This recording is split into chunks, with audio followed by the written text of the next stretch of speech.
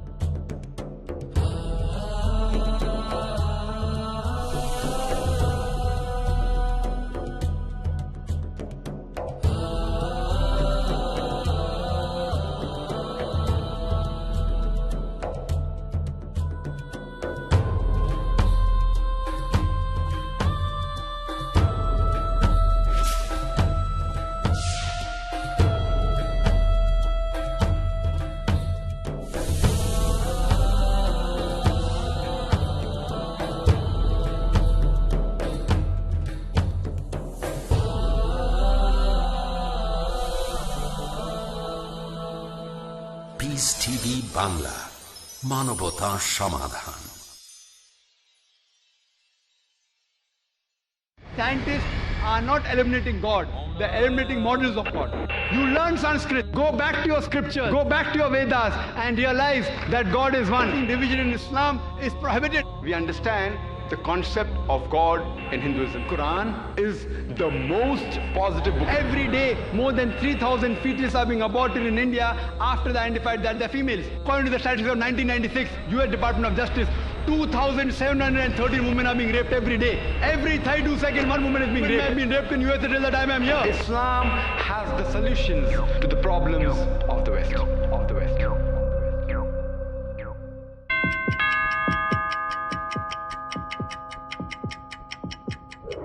Muhammad is and always will be the last and final prophet of Allah. He was a mercy unto the universe. Peace and blessings be on Al-Mustafa.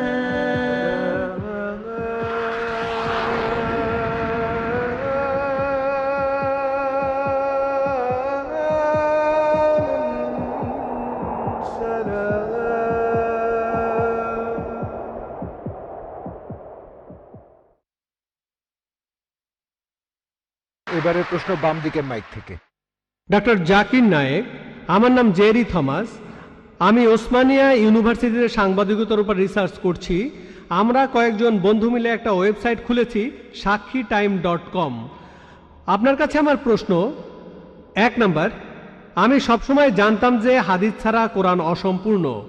এখন আপনি অন্য ধর্মগ্রন্থের কথাও বললেন, আপনি বাইবেলের কথাও বললেন, কিন্তু বাইবেল বলছে যে যীশুখ্রিস্টকে বিশ্বাস করে না সে খ্রিস্ট বিরোধীদের দলে সামিল হয়। এটা একটা ভবিষ্যৎবাণী। আমি এমনও শুনেছি যে হাদিস বলছে যে মুহাম্মদ জাদুবিদ্যার সাহায্য নিয়েছিল। এখানে আপনার বক্তব্যটা কি? ভাই, আপনি প্রশ্ন করলেন আর আপনি বেশ কিছু মন্তব্য করলেন। আপনি বললেন যে আপনি জানেন যে হাদিস ছাড়া পবিত্র কোরআন অসম্পূর্ণ। এখানে আপনি অন্য ধর্মগ্রন্থের কথাও শুনলেন, তার মানে উনার মতে বাইবেলের উদ্ধৃতি দিলে সে কথা মানতে হবে। আর বাইবেল বলছে যিশু বা ঈসা আলাইহিস সালামকে যে বিশ্বাস করবে না সে দোজখে যাবে, ইত্যাদি ইত্যাদি। এখানে আমার মন্তব্য কি? 1 নম্বর পয়েন্ট, হাদিস ছাড়া পবিত্র কোরআন অসম্পূর্ণ নয়। কোরআন একটা স্বয়ং সম্পূর্ণ বই। তবে কোরআনের কথাগুলো বুঝতে গেলে আপনাকে এগুলোর ব্যাখ্যা পড়ে দেখতে হবে। আর হাদিস হলো পবিত্র কোরআনের ব্যাখ্যা, যে কথাগুলো বলে গিয়েছেন নবীজি সাল্লাল্লাহু আলাইহি সাল্লাম। পবিত্র কোরআন একটা সম্পূর্ণ বই, আলহামদুলিল্লাহ স্বয়ং সম্পূর্ণ। তবে আপনি যদি সেগুলো আরো বিস্তারিতভাবে জানতে চান, তখন আপনি পড়বেন যে কথাগুলো বলে গিয়েছেন নবীজি মুহাম্মদ সাল্লাল্লাহু আলাইহি সাল্লাম, আমরা বলি সহিহ হাদিস। একটা কথা বলি, অন্যান্য ধর্মগ্রন্থের উদ্ধৃতি দিয়েছি, তার মানে এই না আমি মানি যে অন্যান্য ধর্মগ্রন্থ আল্লাহর বাণী। প্লিজ আমাকে ভুল বুঝবেন না। আমি এখানে কোরআনের কথা মতো কাজ করেছি। আল্লাহ পবিত্র কোরআনে বলেছেন, সূরা ইমরানের 64 নম্বর আয়াতে উল্লেখ করা হয়েছে, তাআলা ইলা কালিমাতিন সাওয়াইম বাইনানা ওয়া বাইনাকুম, এসো সেই কথা যাহা আমাদের ও তোমাদের মধ্যে এক। আমি সাদৃশ্যের কথা বলছি। পবিত্র কোরআনের সূরা রাদের 38 নম্বর আয়াতে উল্লেখ করা হয়েছে, ওয়ালিকুল্লি কওমিন হাদ, প্রত্যেক যুগে আমি কিতাব নাজিল করেছি। আল্লাহ তাআলা অনেক কিতাব নাজিল করেছেন। পবিত্র কোরআনে 4টার নাম উল্লেখ করা হয়েছে, তাওরাত, জাবুর, ইনজিল এবং কোরআন। তাওরাত হলো সেই ওহী আসমানি কিতাব যেটা নাজিল হয়েছিল মুসা আলাইহিস সালামের উপর। জাবুর আরেকটা আসমানি কিতাব নাজিল হয়েছিল দাউদ আলাইহিস সালামের উপর। ইনজিল হলো সেই আসমানি কিতাব যেটা নাজিল হয়েছিল ঈসা আলাইহিস সালামের উপর। আর কোরআন হলো সর্বশেষ ও চূড়ান্ত আসমানি কিতাব, নাজিল হয়েছিল সর্বশেষ ও চূড়ান্ত নবী মুহাম্মদ সাল্লাল্লাহু আলাইহি সাল্লামের উপর।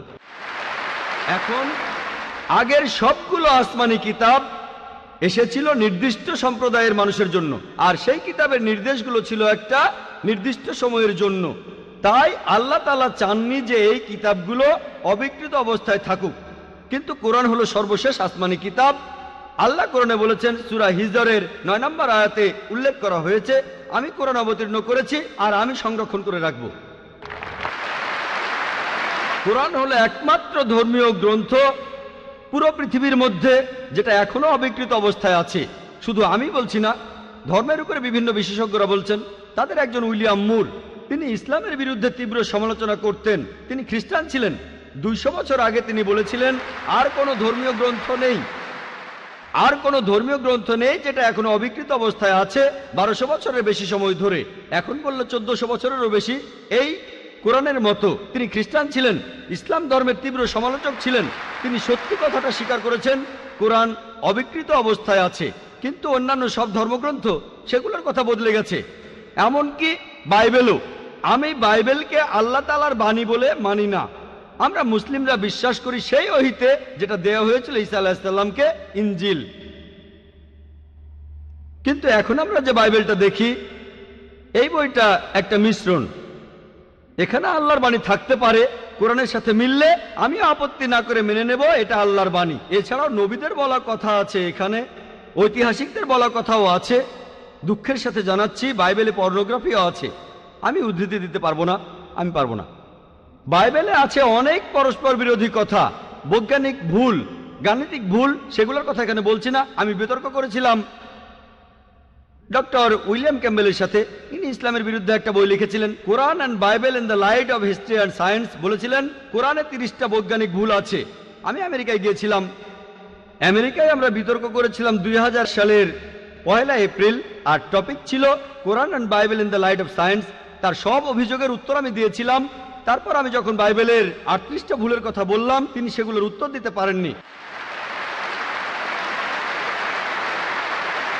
পবিত্র কোরআনের সূরা বাকারার 79 নম্বর আয়াতে উল্লেখ করা হয়েছে, فويل للذين يكتبون الكتاب بأيديهم ثم يقولون هذا من عند الله ليشتروا به ثمنا قليلا فويل لهم مما كتبت أيديهم ويل لهم مما يكسبون। দুর্ভোগ তাদের যারা নিজ হাতে কিতাব রচনা করে আর বলে এটা আল্লাহর ওহী। সমূল্য পাওয়ার জন্য তারা এই কথা বলে, যা লিখেছে সেজন্য শাস্তি তাদের, যা উপার্জন করেছে সেজন্য শাস্তি তাদের। তাই বর্তমানের বাইবেল, হয়তো জানেন এই বাইবেল শব্দটা এটা বাইবেলের মধ্যে কোথাও নেই। এটা এসেছে গ্রিক শব্দ বিবলস থেকে, অর্থাৎ অনেক বই মিলে একটা বই। আর বিশেষজ্ঞরা এখন বলেন এই বাইবেল লিখেছে অনেকজন লেখক, আমি বলছি না, খ্রিস্টান বিশেষজ্ঞরা। তাই বর্তমানের বাইবেলকে আমি আল্লাহর বাণী বলে মনে করি না। একইভাবে যদি জিজ্ঞেস করেন আমি বেদকে আল্লাহর বাণী বলে মনে করি কিনা, বৌদ্ধ ধর্মগ্রন্থগুলোকে আল্লাহর বাণী বলে মনে করি কিনা, পার্সি ধর্মগ্রন্থগুলোকে আল্লাহর বাণী বলে মানি কিনা, আমি এখন বলবো হতে পারে আল্লাহর বাণী, নাও হতে পারে আল্লাহর বাণী। আল্লাহ সুবহানাহু ওয়া তাআলা অনেক ওহী নাজিল করেছেন, অনেক কিতাব, কোরআনে 4টার নাম উল্লেখ আছে। তবে এছাড়াও আছে যেমন সুফে ইব্রাহিম, এরকম অনেক আছে। আমি এখানে বলবো হতে পারে হিন্দু ধর্মগ্রন্থ হতে পারে আল্লাহর বাণী, হতে পারে বৌদ্ধ ধর্মগ্রন্থ সেগুলো আল্লাহর বাণী, তারপর পার্সি ধর্মগ্রন্থ আল্লাহর বাণী হতে পারে। কিন্তু আসমানি কিতাব হলেও সেগুলো নির্দিষ্ট জাতি আর নির্দিষ্ট সময়ের জন্য। এখন আপনি মানবেন সর্বশেষ ও চূড়ান্ত কিতাব, সেটা হলো পবিত্র কোরআন। তাহলে প্রত্যেক মানুষই, হোক তার দেশ ইন্ডিয়ায়, আমেরিকাতে, কানাডায়, ইংল্যান্ডে, সিঙ্গাপুরে, সৌদি আরবে, প্রত্যেক মানুষই সর্বশেষ ও চূড়ান্ত ওহী মানবে, অর্থাৎ পবিত্র কোরআন আর সর্বশেষ নবী মুহাম্মদ সাল্লাল্লাহু আলাইহি সাল্লামকে মেনে চলবে। আমি বলছি না যে হিন্দু ধর্মগ্রন্থগুলো আল্লাহর বাণী, আর আল্লাহর বাণী হলেও সেটা নির্দিষ্ট সময়ে নির্দিষ্ট জাতির জন্য ছিল।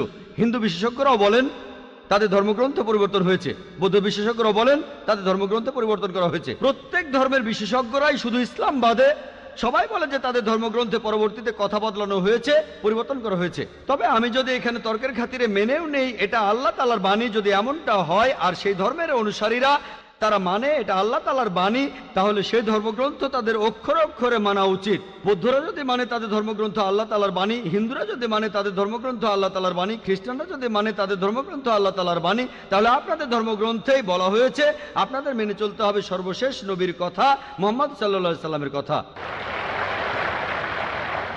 আপনি তো মনে করেন এটা আল্লাহ তাআলার বাণী, আমি মনে করি হতেও পারে আবার নাও হতে পারে। আপনি মনে করেন সেটাই আল্লাহ তাআলার বাণী, তাহলে আপনি সেটার কথা মেনে চলেন। সর্বশেষ আর চূড়ান্ত নবীকেও আপনি বিশ্বাস করেন। আমি আগেও বলেছি, পবিত্র বাইবেলে গসপেল অফ জন 16 নম্বর অধ্যায়ের 12 থেকে 14 অনুচ্ছেদে আছে, ঈসা আলাইহিস সালাম বলছেন, আমি তোমাদের অনেক কথা বলতে চাই, কিন্তু তোমরা সেটা এখন বুঝতে পারবে না, কারণ যখন সত্যের আত্মা তোমাদের সামনে আসবে সে তোমাদের সত্যের পথে নিয়ে যাবে। সে তার নিজের কথা বলবে না, যা শুনবে সে কথাগুলোই বলবে। সে তোমাদের ভবিষ্যতের কথা বলবে, আমাকে মহিমান্বিত করবে। এ মানুষটা কে?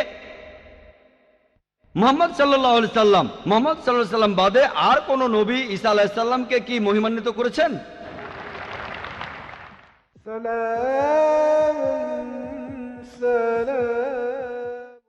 He faces,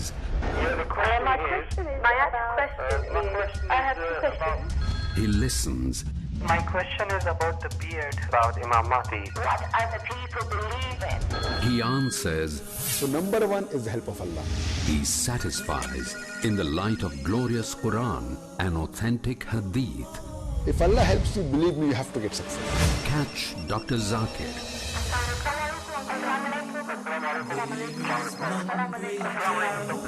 Then we have the next call, please. to get convincing and valid answers. Dial করুন ডক্টর জাকিরকে প্রতি শনিবার রাত 7:30টায়, আপ পুনঃ সম্প্রচার সকাল 9:30টায় বাংলাদেশে, পিস টিভি বাংলায়। কোরআনের আলো। আল্লাহ সুবহানাহু ওয়া তাআলা ইরশাদ করেছেন কোরআনে কারীমে, তোমাদের জন্য তোমাদের মধ্যে থেকে আল্লাহ রাব্বুল আলামিন জোড়া সৃষ্টি করেছেন। সুন্নাতের বার্তা। তোমরা নারীকে সব সময় ভালো উপদেশ প্রদান করো, এটাই হচ্ছে বিধান। শরিয়তের নির্দেশ। নারীর মর্যাদা ইসলাম ব্যতীত অন্য কোন ধর্মই নারীকে মর্যাদা দেয়নি। মুজাফফর বিন মুহসিন, আব্দুর রাজ্জাক বিন ইউসুফ, ডক্টর হাফেজ ABM হাসবুল্লাহ, আহমদুল্লাহ বিন মুহাম্মদ দিলবর হোসেন, জাহাঙ্গীর আলম। আল কুরআন যা নারী পুরুষের জন্য অনুসরণীয়, নারীদের জন্য নারীদের কর্মক্ষেত্র চিহ্নিত করা আছে। মানবতার অস্তিত্বের জন্য নারী এবং পুরুষ উভয়ের প্রয়োজন। তোমাদের মাঝে আল্লাহ রাব্বুল আলামিন প্রেমময় এবং দয়া সৃষ্টি করে দিয়েছে। জানুন কেন মুমিন প্রত্যেক কাজে আল্লাহর ইচ্ছাকে মান দিয়ে চলেন। আলেমদের সংসর্গে পরবর্তী অনুষ্ঠান পিস টিভি বাংলায়।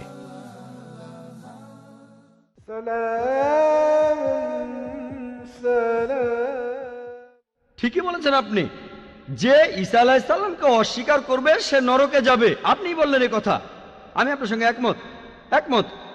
সেই মুসলিম আসলে মুসলিম না যে ঈসা আলাইহিস সালামকে বিশ্বাস করে না। আমরা এখানে বলি আলাইহিস সালাম, আপনি শুধু বললেন যিশু। আমি পারি না, আমাকে বলতেই হবে আলাইহিস সালাম যদি ইসলামের প্রতিনিধিত্ব করি।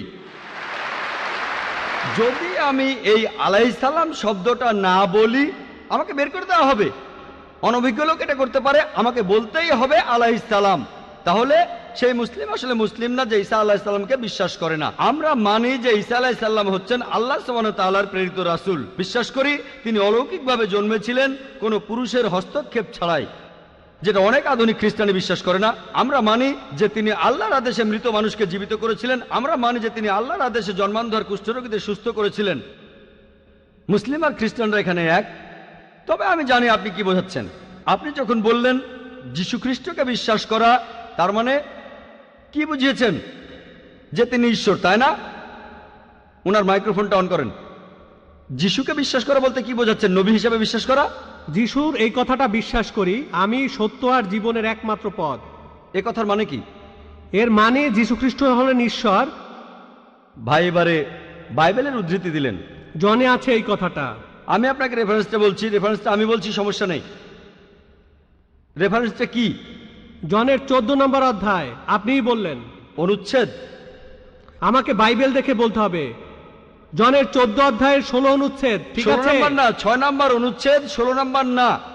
সরি মিস্টার নায়েক, আমাকে বাইবেল শেখানো লাগবে না। আমরা আপনার ভুল ব্যাখ্যাগুলো শুনে আমাদের ওয়েবসাইটে সেটার উত্তর দেব। ভালো কথা ভাই, আপনি উদ্ধৃতি দিচ্ছেন, আপনার ব্যাগে তো বাইবেল আছে তাই না? ব্যাগ থেকে বাইবেলটা বের করে দেখেন, এটা গসপেল অফ জনের 14 নম্বর অধ্যায় 6 নম্বর অনুচ্ছেদ 16 নম্বর না।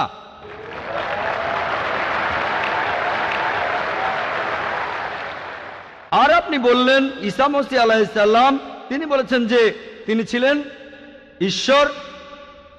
আপনার প্রশ্নতে পরে আসছি, প্রশ্নের উত্তরটা দেওয়ার আগে আমি একটা কথা বলে নিই। আমি বাইবেল পড়েছি, গোটা বাইবেলের মধ্যে পরিষ্কারভাবে বলা এমন একটা কথাও নেই যেখানে যিশু বা ঈসা আলাইহিস সালাম নিজে বলেছেন আমি ঈশ্বর আর আমার উপাসনা করো। যদি কোনো খ্রিস্টান আমাকে দেখাতে পারেন গোটা বাইবেলের মধ্যে পরিষ্কারভাবে বলা মাত্র একটি কথা যে ঈসা আলাইহিস সালাম নিজেই বলেছেন যে আমি ঈশ্বর আর আমার উপাসনা করো, তাহলে আমি ডক্টর জাকির নায়েক আজকেই খ্রিস্টান ধর্ম গ্রহণ করব। আমি অন্য মুসলিম ভাইদের পক্ষ থেকে এই কথা বলছি না, আমি আমার মাথাটা তরবারির তলে রাখছি। আমি বিভিন্ন ধর্মের উপর একজন ছাত্র। আপনি বাইবেল পড়েছেন আর আমিও পড়েছি বাইবেল। আপনি বললেন যে আপনাকে বাইবেল শেখানো লাগবে না। ঈসা আলাইহিস সালাম এই কথা নিজেই বলেছেন, সত্যকে খোঁজো, সত্যই তোমাকে মুক্ত করবে। ইনশাআল্লাহ আজকে আপনি সত্য দেখবেন আর ইনশাআল্লাহ সত্য আপনাকে মুক্ত করবে। আমি কথাটা আবার বলছি, গোটা বাইবেলে পরিষ্কারভাবে বলা এমন একটা কথাও নেই যেখানে যিশু বা ঈসা আলাইহিস সালাম নিজেই বলেছেন আমি ঈশ্বর আর আমার উপাসনা করো। আপনারা যদি বাইবেল পড়েন, ঈসা আলাইহিস সালাম তার নিজের মুখেই বলেছেন, এটা আছে গসপেল অফ জন 14 নম্বর অধ্যায়ের 28 অনুচ্ছেদে, বলেছেন আমার পিতা আমার চাইতে মহান। গসপেল অফ জন 10 নম্বর অধ্যায়ের 29 অনুচ্ছেদ, আমার পিতা সবার চাইতে মহান। গসপেল অফ ম্যাথিউ 12 নম্বর অধ্যায়ের 28 অনুচ্ছেদ, আমি ঈশ্বরের আত্মার সাহায্যে শয়তানকে তাড়িয়ে দেই। গসপেল অফ লুক 11 নম্বর অধ্যায়ের 20 অনুচ্ছেদ, আমি ঈশ্বরের আঙ্গুলের সাহায্যে শয়তানকে তাড়িয়ে দেই। গসপেল অফ জন 5 নম্বর অধ্যায়ের 30 অনুচ্ছেদ, আমি আমার নিজের থেকে কিছুই করতে পারি না, আমি এখানে বিচার করি আর আমার বিচার সঠিক, কারণ আমি আমার ইচ্ছায় কাজ করি না, আমার পিতার ইচ্ছায় কাজ করি। যদি কেউ বলে সে আল্লাহর ইচ্ছা মতো কাজ করে, সে একজন মুসলিম। ঈসা আলাইহিস সালাম একজন মুসলিম, তিনি নিজেকে ঈশ্বর বলেননি। বুক অব অ্যাক্টসে পরিষ্কার বলা আছে 2 নম্বর অধ্যায়ের 22 অনুচ্ছেদ, বলা হয়েছে হে ইসরায়েলের সন্তানেরা একথা শোনো, নাজারেত শহরের যিশু ঈশ্বর প্রেরিত একজন পুরুষ তোমাদের মাঝে, সে অনেক অলৌকিক কাজ করবে, সেগুলো তাকে ঈশ্বর করাবেন, তোমরা তার সাক্ষী থাকবে। ঈশ্বর প্রেরিত একজন পুরুষ তোমাদের মাঝে, সে অনেক অলৌকিক কাজ করে দেখাবে, ঈশ্বর তাকে দিয়ে করাবেন আর তোমরা তার সাক্ষী থাকবে। তাই বাইবেল স্পষ্ট করে বলছে যে ঈসা আলাইহিস সালাম ছিলেন একজন মানুষ, তিনি আল্লাহ তাআলার প্রেরিত একজন রাসূল, কিন্তু আল্লাহ নন। গোটা বাইবেলের মধ্যে পরিষ্কারভাবে এমন একটা কথাও নেই যেখানে ঈসা আলাইহিস সালাম নিজেই বলেছেন যে আমি ঈশ্বর, আমার উপাসনা করো। আপনি একটা উদ্ধৃতি দিয়ে সেটা প্রমাণ করতে চাইলেন যে গসপেল অফ জন 14 নম্বর অধ্যায়ের 6 অনুচ্ছেদে বলা হয়েছে যিশু বা ঈসা আলাইহিস সালাম নিজেই বলেছেন আমি সত্য আর জীবনের একমাত্র পথ, আমাকে ছাড়া আমার পিতার কাছে কেউ যেতে পারবে না। এখানে প্রসঙ্গ ছাড়া উদ্ধৃতি দিচ্ছেন। লোকজন পবিত্রকরণের আয়াত নিয়ে প্রসঙ্গ ছাড়া উদ্ধৃতি দেয় দুর্নাম করতে। একইভাবে খ্রিস্টান মিশনারিরা বাইবেলের প্রসঙ্গ ছাড়া উদ্ধৃতি দেয়। আপনাকে একটা সত্য কথা বলি, আপনার বাইবেলটা খোলেন, যদি সন্দেহ থাকে বাইবেলটা খোলেন, প্রসঙ্গ জানতে 1 নম্বর অনুচ্ছেদটা পড়েন। গসপেল অফ জন 14 নম্বর অধ্যায়ের 1 অনুচ্ছেদ বলছে যে তোমরা ভয় পাচ্ছ কেন? যিশু বা ঈসা আলাইহিস সালাম বলছেন যদি তোমরা ঈশ্বরকে বিশ্বাস করো তাহলে আমাকে বিশ্বাস করো। আমার পিতার রাজ্যে অনেক প্রাসাদ আছে, আমি সেখানে গিয়ে তোমাদের জন্য জায়গা তৈরি করব। আমি যখন যাব আমি তখন বলবো। শিষ্যরা বলল আপনি কোথায় যাবেন? তোমরা জানো না আমি কোথায় যাব? তারা বলল না। তখন শিষ্যরা বলল যে আমাদের পথ দেখান, আপনি যেখানে যাবেন। তখন যিশু বা ঈসা আলাইহিস সালাম বললেন আমি সত্য আর জীবনের একমাত্র পথ। শিষ্যরা তখন বলল ঈসা আলাইহিস সালামকে যে আমাদের সেই পথ দেখান। ঈসা আলাইহিস সালাম তখন বললেন আমি সত্য আর জীবনের একমাত্র পথ, আমাকে ছাড়া আমার পিতার কাছে কেউ যেতে পারবে না। আমরা মানি যে নবীগণ যখন এসেছিলেন প্রত্যেক নবী ছিলেন সত্য আর জীবনের দেখানো পথ, সেই নবীদের ছাড়া কোনো মানুষই আল্লাহর কাছে যেতে পারতো না। আর যীশু খ্রিস্টের সময়ে আমি বাইবেলের কথা মানছি, যিশু বা ঈসা আলাইহিস সালাম তিনিই ছিলেন সত্য আর জীবনের একমাত্র পথ। যীশু খ্রিস্টের শিক্ষা ছাড়া কোনো মানুষই তখন আল্লাহর কাছে যেতে পারতো না। মুসা নবীর সময়ে তিনি ছিলেন সত্য আর জীবনের পথ। মুসা আলাইহিস সালামের শিক্ষা ছাড়া কোনো মানুষই আল্লাহর কাছে যেতে পারতো না। এখন দেখেন ঈসা আলাইহিস সালাম নিজেই বলেছেন আমি তোমাদের অনেক কথা বলতে চাই। শিষ্যদের বলছেন, এটা আছে গসপেল অফ জন 16 নম্বর অধ্যায়ের 12 থেকে 14 অনুচ্ছেদে। আমি তোমাদের অনেক কথা বলতে চাই, কিন্তু তোমরা সেগুলো এখন বুঝবে না, কারণ যখন সেই সত্যের আত্মা আসবে সে তোমাদের সত্যের পথে নিয়ে যাবে। সে তার নিজের কথা বলবে না, যা শুনবে সে কথাই বলবে। সে তোমাদের ভবিষ্যতের কথা বলবে, আমাকে মহিমান্বিত করবে। আর এখন দেখবেন, ভালো করেই দেখবেন যে নবীজি মুহাম্মদ সাল্লাল্লাহু আলাইহি সাল্লাম তিনি সত্য আর জীবনের একমাত্র পথ। মুহাম্মদ সাল্লাল্লাহু আলাইহি সাল্লাম যা শিখিয়েছেন সেগুলো ছাড়া কেউ আল্লাহর কাছে যেতে পারবে না। আর মুহাম্মদ সাল্লাল্লাহু আলাইহি সাল্লাম ছিলেন সর্বশেষ আর চূড়ান্ত নবী। এখনকার দিনে দেখবেন হোক সেই লোক বাস করছে আমেরিকায়, কানাডায়, ইংল্যান্ডে, ইন্ডিয়ায়, সৌদি আরবে, পৃথিবীর যেখানেই থাকুক, এখনকার দিনে সবার জন্য মুহাম্মদ সাল্লাল্লাহু আলাইহি সাল্লাম তিনি হলেন পথ, সত্য আর জীবনের। মুহাম্মদ সাল্লাল্লাহু আলাইহি সাল্লাম যা শিখিয়েছেন সেগুলো ছাড়া কেউ আল্লাহর কাছে যেতে পারবে না। আর প্রায় সব ধর্মগ্রন্থ এরকম কথা বলছে, এমনকি বাইবেলও। আশা করি আপনি সত্যটা জানতে পেরেছেন, আর ইনশাআল্লাহ আপনি সত্যের কাছে এসেছেন। সত্য আপনাকে মুক্ত করবে।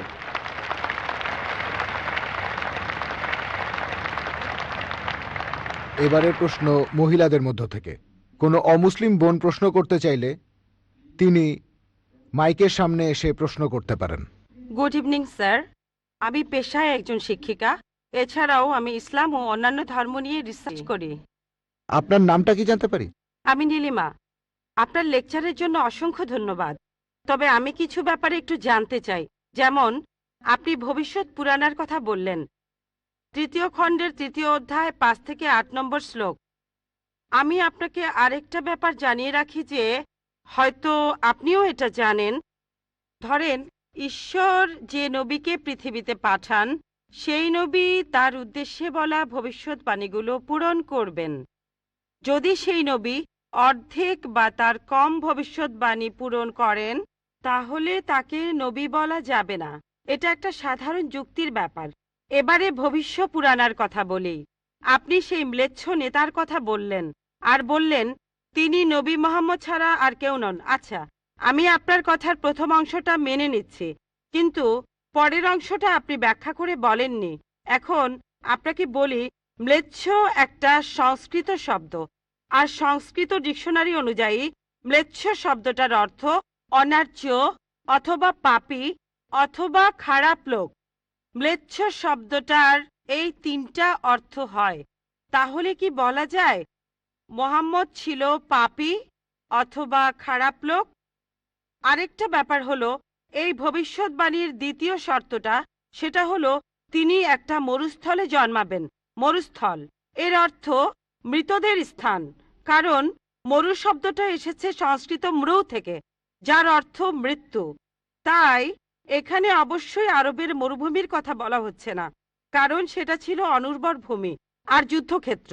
এরপরে আমি 3 নম্বর পয়েন্টে আসছি। এই ভবিষ্যৎবাণীতে বলা হয়েছে যে এই ম্লেচ্ছ নেতা তিনি গোসল করেন পঞ্চগাভিয়া আর গঙ্গা নদীতে। আর এটা আমরা সবাই জানি যে গঙ্গা নদী, এই নদীটা আরবে নয়, গঙ্গা নদী রয়েছে ইন্ডিয়ায়। এটা পৃথিবীর সবাই জানে। এবার পঞ্চগাভিয়ায় গোসল করা সম্পর্কে বলি। পঞ্চগাভিয়া মানে গরু থেকে উৎপন্ন 5টা উপাদান। এই উপাদানগুলো হলো দুধ, দই, ঘি, প্রস্রাব, গোবর। এখন ভবিষ্যৎবাণীটাকে সত্যি হতে গেলে এই কথাটাও তাহলে সত্যি হতে হবে।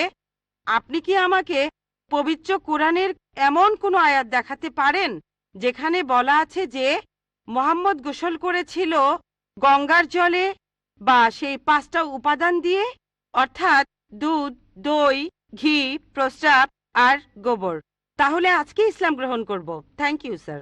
বোন, আপনি ঠিক বলেছেন যে ভবিষ্যৎবাণীর কথা বলা হচ্ছে, যদি তার অর্ধেকের বেশি পূরণ না হয় তাহলে ভবিষ্যৎবাণী ভুল। আমি একমত বোন, আপনার সঙ্গে একমত। আমি আপনার 3টি প্রশ্নের উত্তর দেব। দেখা যাক আজকে আপনি ইসলাম গ্রহণ করেন কিনা। এটাও হতে পারে আপনি আমার সঙ্গে একমত হবেন না। আমি যা বলবো আমি একমত। ম্লেচ্ছ এই শব্দটা 3টি অর্থ আছে। ম্লেচ্ছ এর একটা অর্থ হলো অনার্য অর্থাৎ বিদেশি, আরেকটা অর্থ হচ্ছে পাপী, আরেকটা অর্থ হলো খারাপ লোক। আর দেখবেন ইন্ডিয়ায় হিন্দুরা সাধারণত মুসলিমদের বলে থাকে ম্লেচ্ছ। তারা যখন এভাবে বলে তারা আসলে বোঝায় পাপী আর খারাপ লোক, কিন্তু এর আরেকটা অর্থ হলো বিদেশি। যখন আমি লেকচারে কোনো ধর্মগ্রন্থ থেকে উদ্ধৃতি দেই, সেখানে একটা শব্দের যদি অনেক অর্থ হয়, ব্যাপারটা এমন না ধরেন শব্দটার 4টা অর্থ আছে, তার মধ্যে 3টা অর্থ এখানে খাটে না, মাত্র একটা ঠিক হলেও অর্থ সঠিক হতে পারে। যেমন ধরেন কোরআন বলছে তোমরা শূকর খেও না। আজকে যদি ডিকশনারি খোলেন, এই শূকর শব্দটার একটা অর্থ হলো পুলিশ, অর্থাৎ পুলিশ অফিসার। তাহলে একটা অর্থ শূকর, আরেকটা অর্থ পুলিশ অফিসার। তবে কোরআন বাইবেল এটা বোঝায়নি। বাইবেলে বুক অব লেভিটিকাস 11 অধ্যায় 7 থেকে 8 অনুচ্ছেদে আছে, বুক অব ডিউটেরোনমি 14 অধ্যায়ের 8 অনুচ্ছেদে আছে, বুক অব আইজায়া 65 অধ্যায়ের 2 থেকে 5 অনুচ্ছেদে আছে, বলা হয়েছে তোমরা শূকর খেও না। কিন্তু পুলিশকে বোঝায়নি বাইবেল। যদি আপনি বিভিন্ন ধর্মের ছাত্রী হয়ে থাকেন, যদি 10টা অর্থ থাকে, সেখানে একটা অর্থও খাটে, দেখতে হবে সেটা সঠিক কিনা। 2টো সঠিক হতে পারে, 3টা সঠিক হতে পারে, সবগুলো সঠিক হতে পারে। কিন্তু যদি মাত্র একটা অর্থ সঠিক হয়, এতেও ভবিষ্যৎবাণীটা ফলে যেতে পারে। আমি আপনার সঙ্গে একমত যে ম্লেচ্ছ এর একটা অর্থ অনার্য, ইন্ডিয়ানদের দিক থেকে একজন বিদেশি। আর আমি আমার লেকচারে তখন বলেছিলাম ম্লেচ্ছ শব্দের অর্থ হচ্ছে বিদেশি। আর আপনি ভুল পথে গিয়ে বলছেন এখানে ম্লেচ্ছ মানে হচ্ছে পাপী। আপনি আসলে এখানে ভুল বুঝেছেন বোন। যদি আপনি বলেন কোরআন আর বাইবেল বলছে পুলিশদের খেও না, তার মানে আপনি বিভিন্ন ধর্মের উপর ছাত্রী নন, আপনি তাহলে এক পেশে। একটা অর্থে যদি ভবিষ্যৎবাণীটা পূরণ হয়। আরেকটা কথা, যদি সন্দেহ থাকে, আমি আরো 10টা পয়েন্টের কথা বলেছি, সবগুলোকে খণ্ডন করতে পারবেন না। আরেকটা বললেন মরুস্থল, এটার একটা অর্থ আমিও একমত, মৃতদের স্থান। তবে সংস্কৃতিতে মরুস্থল শব্দটার আরেকটা অর্থ হচ্ছে বালুময় স্থান। আপনি আজকে ডিকশনারি চেক করেন, সেখানে দেখবেন আমাদের ইসলামিক রিসার্চ ফাউন্ডেশনে এখানে সংস্কৃত ডিকশনারিও আছে। আমি বিভিন্ন ধর্মের উপর ছাত্র, এটা মানছি যে একটা অর্থ হচ্ছে মৃতদের স্থান, আরেকটা অর্থ হচ্ছে বালুময় স্থান। কিন্তু ভুল অর্থটা আপনি নিচ্ছেন কেন? তাহলে তো আপনি ভুল পথে চলে যাবেন। যদি পারমুটেশন আর কম্বিনেশন গুলো দেখেন, অন্য যে পয়েন্টগুলো বলেছি সেগুলো পুরোপুরি সঠিক। এখানে আপনাকে সঠিক উত্তরটা বেছে নিতে হবে। তাহলে মরুস্থল শব্দটার একটা অর্থ হলো বালুময় স্থান বা মরুভূমি। আপনার তৃতীয় প্রশ্নতে আসি, আপনি ইসলাম গ্রহণ করবেন ইনশাল্লাহ। তৃতীয় প্রশ্নটা, আমি যে ভবিষ্যৎবাণীটার কথা বলেছি যে নবী মুহাম্মদ সাল্লাল্লাহু আলাইহি সাল্লাম পঞ্চগর্ভে গোসল করেছিলেন গঙ্গা নদীতে, এখানে বুঝে নিতে হবে যখন আমরা বলছি যে হিন্দুদের রীতি অনুযায়ী যে কেউ পঞ্চগর্ভে বা গঙ্গায় গোসল করবে তার অর্থ বিশুদ্ধ হবে। একটা অর্থ শারীরিকভাবে গঙ্গায় ডুব দিলেন, আমারও মনে হয় না নবীজি ইন্ডিয়া এসে গঙ্গায় ডুব দিয়েছিলেন। আরেকটা অর্থ বিশুদ্ধ হওয়া, তখন ব্যাখ্যা করিনি কারণ লেকচারটাই অনেক লম্বা ছিল। এই টপিকটা নিয়ে আমি সারাদিন কথা বলতে পারি, আমি এখানে খুব বিস্তারিত বলিনি। আমি প্রত্যেকটা ভবিষ্যৎবাণী নিয়েই আরো কয়েক মিনিট বলতে পারি, সব মিলিয়ে ঘন্টাখানিক বলতে পারবো। এখানে পঞ্চগর্ভে গোসল করা মানে হচ্ছে বিশুদ্ধ হওয়া। এখানে প্রসঙ্গটা বুঝতে হবে, শারীরিকভাবে গোসল করার অর্থ এখানে বলা হয়নি। আর আপনি গঙ্গার পানিতে ডুব দিলেই বিশুদ্ধ হয়ে যাবেন এমন কোনো নিশ্চয়তা নেই, বিশুদ্ধ না হওয়ার সম্ভাবনাই বেশি। এটা হচ্ছে হিন্দুদের রীতি অনুযায়ী বলা। তাই এখানে ভবিষ্যৎবাণীটা বলছে যে নবী মুহাম্মদ সাল্লাল্লাহু আলাইহি সাল্লাম পঞ্চগর্ভে গোসল করেছিলেন। তার মানে এই না যে তিনি এখানে এসেছিলেন, মানে হলো আল্লাহ তাআলা তাকে বিশুদ্ধ করেছিলেন। আমরা বিশ্বাস করি যে আল্লাহ তাআলার সকল নবী, সকলেই হোক তিনি মুসা বা ঈসা আলাইহিস সালাম অথবা মুহাম্মদ সাল্লাল্লাহু আলাইহি সাল্লাম, তারা সকলেই ছিলেন মাসুম, তারা ছিলেন নিষ্পাপ, ছিলেন বিশুদ্ধ। তাহলে আল্লাহর সকল নবী, আল্লাহ যাদের পৃথিবীতে পাঠিয়েছিলেন, আমরা মানি যে তারা সকলেই নিষ্পাপ, সকলেই মাসুম, সকলেই বিশুদ্ধ। তাহলে আপনার উত্তরটাও পেলেন। আশা করি ইনশাআল্লাহ আপনি ইসলাম গ্রহণ করবেন বোন।